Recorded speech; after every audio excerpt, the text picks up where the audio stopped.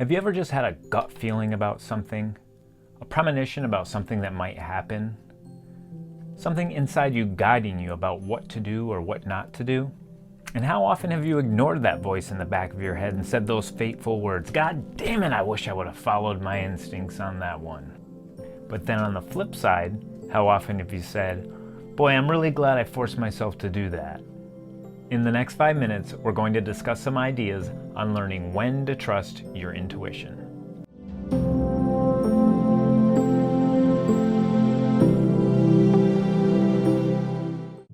Hi, my name is John Anson and I'm the founder of Finding Joy in Purpose.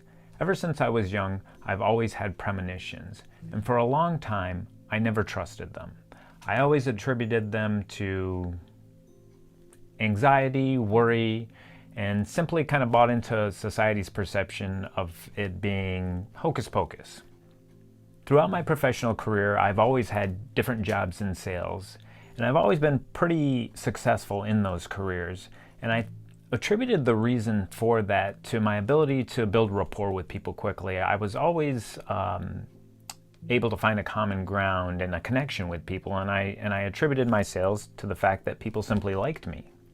And although I had no real formal training in body language or voice tone or paying attention to certain specific details, I always attributed my intuition with people to my ability to pick up on kind of those minute details.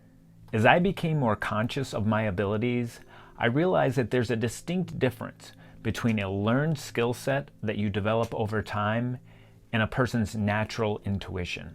So as I've developed a better understanding of this, I'm beginning to hone my skills, and I wanted to share some techniques that I'm currently using to do that. So being the analytical left brain guy that I am, I started out by taking a look at why it is that I don't always follow my intuition. The first, as I mentioned before, is the stigma. There's no tangible reason.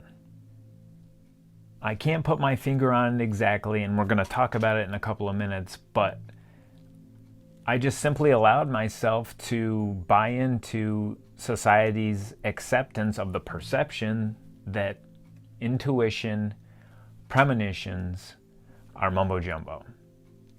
The second reason that I don't think that I follow my intuition is ego-based and the paradox that exists with that. And what I mean by that, it was either one of two scenarios. Either I was simply reacting as a result of ego, a feeling that was spurred up, or I was being mindful of ego and wondering if my intuition was actually rooted in some sort of past egoic learning, some trauma, some event, some learned behavior. Am I acting out of fear or jaded perception? Can you see the dichotomy? Am I actually just using mindfulness, or am I overthinking? See, the caveat is that most intuitive reactions or responses to situations or events don't require immediate reactions, so it allows that time for you to play out scenarios in your mind. So what would end up happening is either one of the two situations. I would just simply trust what I thought was a gut instinct and was actually ego, or miss an intuitive response to a situation because I wrote it off as being ego-based. And the third reason that I wasn't following my intuition was because I was recognizing a vast emotional response to something. Whether the response was rooted in empathy, ego, or a long-standing relationship, the physical result was very, very strong. So ultimately, what ended up happening for me is I questioned whether or not this was just purely a strong emotional response or whether or not it was genuine intuition.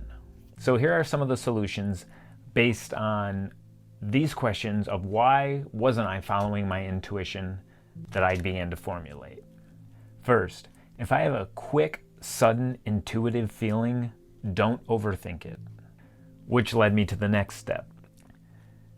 Second, if there is no tangible reason not to follow my gut, when in doubt, always follow it.